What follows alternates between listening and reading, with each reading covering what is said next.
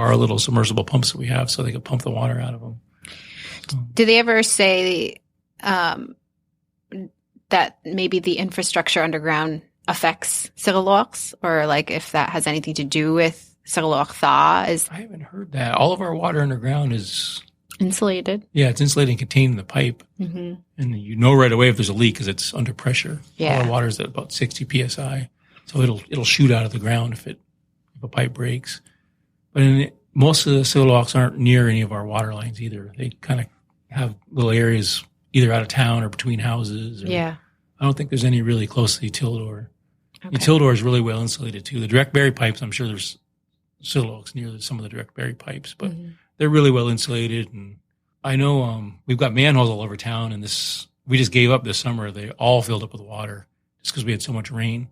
Oh. And that water was just permeating through the ground. It was amazing how much water is traveling under there.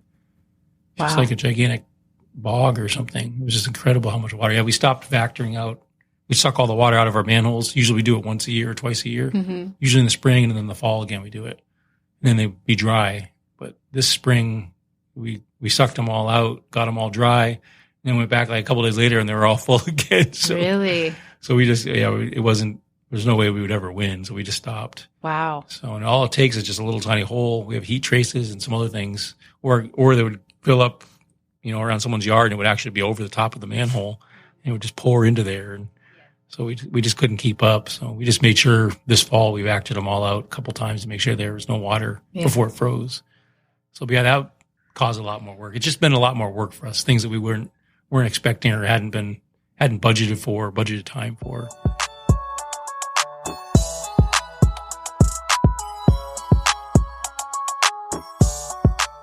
Our biggest fear is coastal erosion. That's kind of we've been geared towards all that lately.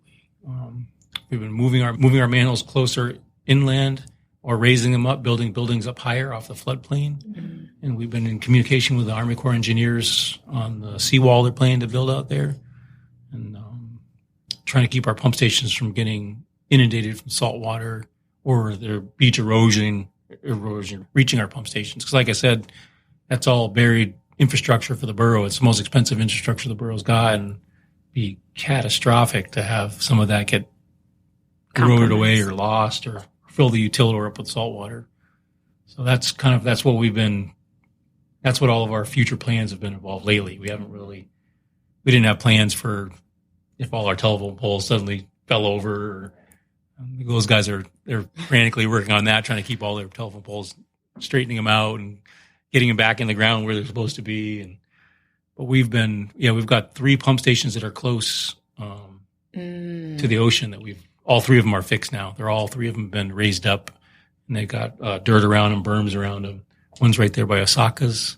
Mm-hmm. That's our pump station 4. That's our one closest to the ocean. We got sandbags, and we raised it up, and we actually raised the building up, and it's engineered. So we also have to worry about ice coming in too and shearing the building off, and everything's underneath it. It's actually 3 stories underground, the pump station underneath that building.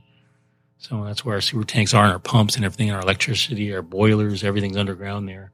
It was about building up around it and building it up higher and stronger so that the ocean couldn't get to it or erode it away or flood it. And we got another one behind Shop 2 over here. Mm-hmm. That's a little bit further away, but same thing. We raised it up.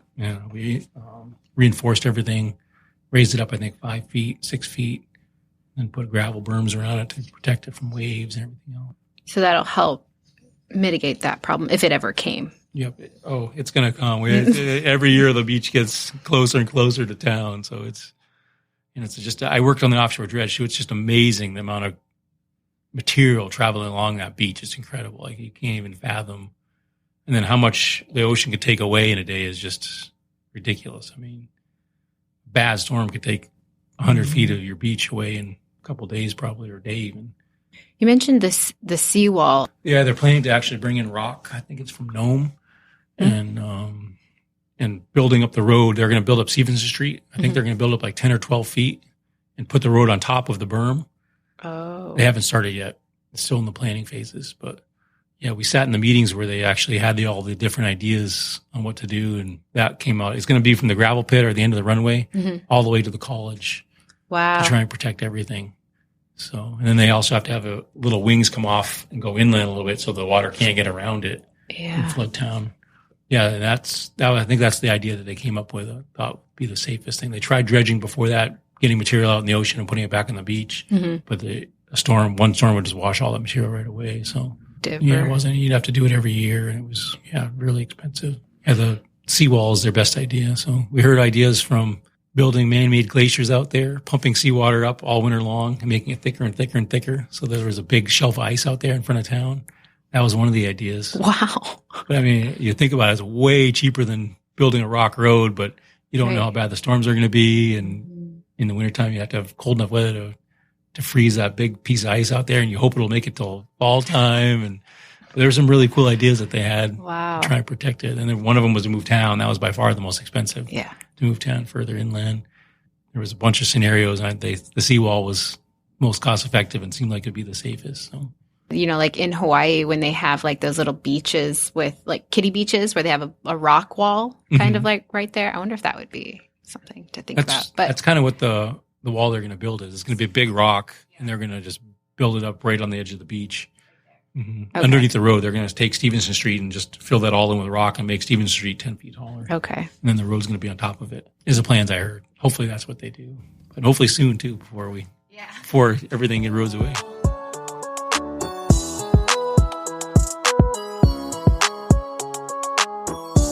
Sewers drained by gravity.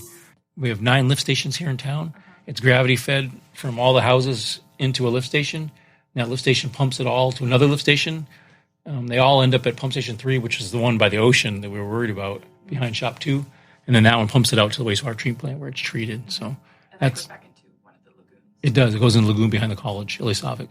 So, all the houses that are connected, if it doesn't drain properly, it collects water then, and you'll have standing water in the pipe, and it's permafrost. So standing water in the pipe is going to freeze. So, and then the other thing is it's sewage, and so if it's just sitting there, it's going to go septic, and then you get hydrogen sulfide gas and other things you don't want in there. So, and that's one of the reasons why we flush so much, to keep everything moving and keep it going, and so the water's just a sewer. Yep. No, the water lines are under pressure. They're under 60 psi pressure. We've got 3 pumps at our plant. Only one pump will pump all the water through all of town. So, it's a 50 horsepower pump. Yep. And because we're so remote, we've got 3 pumps. So if one breaks, we've got 2 backups. We actually have 4 pumps. There's a fire pump too in case there's a fire. It'll kick in also. Yeah, that's the other thing about living here. It's just so remote. You have to have a backup for everything. You don't want to be caught without. We usually have 2 backups for every single thing we got. We got 2 generators. We got 2 extra pumps. And you want to have double of everything just because you're so remote. You can't just call someone or go to the local hardware store and say, "Oh, I need a pump here." They won't have it. So and it'll have to be shipped up here. And same with our generators, our electrical generators. I think there's 4 electrical generators over there, gas turbines for the electricity. So that's our biggest fear is the gas fields. There's only one gas line coming into town, so if something ever happened to that, we'd be in big trouble. I think that's the borough's next priority, or it should be, is getting the another gas line into town so that they have redundancy. So if there was ever an accident or it broke or corroded or something, they would have a second gas line, because that's every building is heated by natural gas. All electricity is produced by natural gas. 2 is 1 and 1 is none. Yeah, no, you can't just not have water sewer. They talk about building a new school or something. Well, what good is a new school if you don't have water sewer? If you don't have water into the school and you don't have sewer, you can't have a school. So water sewer. Everyone says their projects are the most important, but water and sewer is by far the biggest health issue. And everyone has to have water. You can't just not have water available. And there's electricity, power, and water. Those are up here. That's what you need to survive. And if you don't have those 3 things, you're in big trouble. So.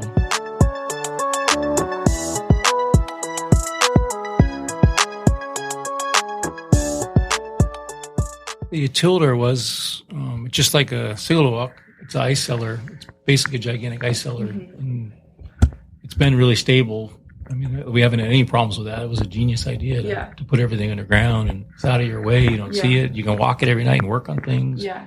So that was a really smart idea. It was expensive, but in the long run, that probably would have been cheaper than directly burying the pipes and having all the problems that we've had with the direct bury pipe. So that was kind of a traditional knowledge. The temperatures, And there's other places that have got buried. New York City, a lot of their infrastructure or their water sewer stuff is buried and stuff. A lot of places do, but they don't have permafrost. They have to dig through. But yeah, a lot of our water sewer ideas, there's some of our plumbings and stuff. We had engineers design them, and it was all rigid. You couldn't move it.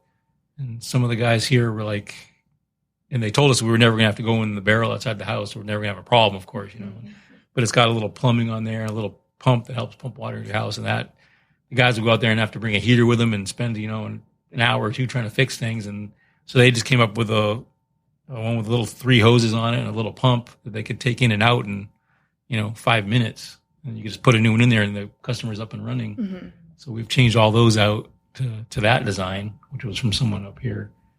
Thought of that and designed that. And, that's just little things like that made our life so much easier, because now you can put a new one in there in 5 minutes. You can bring that one home. You can work at it in the shop where it's nice and warm. And then the customer also has water right away instead of having to wait for an hour or two. And so they're always thinking of ideas or things that they work a lot better than.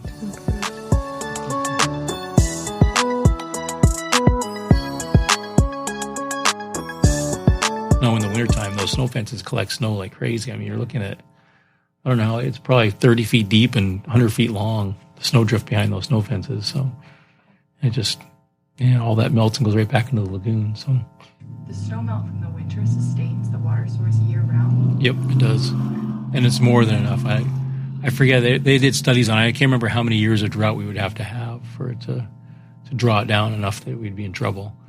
But we've got a secondary water source. It's probably about 8 miles out of town would be the next one that they have.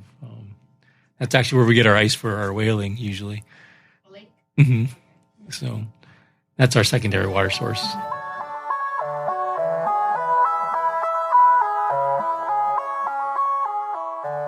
We run 3 shifts, so it's a 24-hour, 365 days a year. It's like the police, you call, we don't wait. We're right out there to make sure your water is going to work. And that's the other thing. In the wintertime here, the longer you wait, the worse it's going to be. Like when they call us and say they have no water, if we get there fast, it might just be a little section between our service barrel and the house. It might be an hour. It could be a 5-minute fix. It could be an hour. If you wait a couple hours and it freezes back and it makes it into the barrel, and you're looking at a day's fix. If it goes from the barrel to the main, then you could be weeks without water. So speed is one of our things. We've got some people that are working on things that we know are going to take a while, and we've got other guys that we have to keep free that can check these places fast. Every time someone calls, we send someone out right away and try and check it within an hour, or we try and check it within half hour, 20 minutes. The faster, the better. And they can go there and say, oh, this one is going to be a fast fix, or just need to set up a heater, or this is going to be a long time. We're going to have to wait. We have to do some other customers first before we go to this. This is going to take a long time. The longer it's off, the more it's going to chances of it freezing. And everything here works in circulation. The water, everything goes out into town, then it comes back to us. It goes out at 52 degrees, comes back at 48 degrees. And if you shut the water off, even when we had the power outage, we were getting ready to turn our generator on so we could run our pump, because you have to have it. Well, you have to have it. 20 psi is the minimum you can have by federal regulation. If you go below 20 psi, there's a chance of back siphonage. You can suck contaminants and stuff into your water lines. And so we always keep it under pressure. And the only time we shut it all the way off is when we have it completely exposed and we know nothing gets sucked back into it. And we just shut off a little section. We disinfect it after we've done it. All of our repairs and everything, you have to disinfect it with chlorine. And it's a big process. So, we can't just shut the water off to a certain area. What kinds of things, in your experience here or just on the North Slope, what kinds of things, maybe culturally or environmentally, have you seen that have remained constant? All the hunting has remained constant. Caribou, whaling, seals, walrus, hunting. Hunters they're super adaptable, so they're always going to be hunting. And even if the conditions change a lot, it might hurt the animals, but the hunters are still going to be hunting and getting them. I'm sure it might make it harder for some things, easier for other things. I don't know. You just have to adapt to that. But hunting, I don't think it will never go away. Everyone survives off of it. So culturally, everything kind of revolves around making skin boats for whaling. I'm sure that won't ever go away. You're always going to have a boat. And so all the hunting, caribou hunting to get the threads for the boat, and then the seal skins for the boat, and that will always stay the same. Duck hunting, geese hunting in the springtime.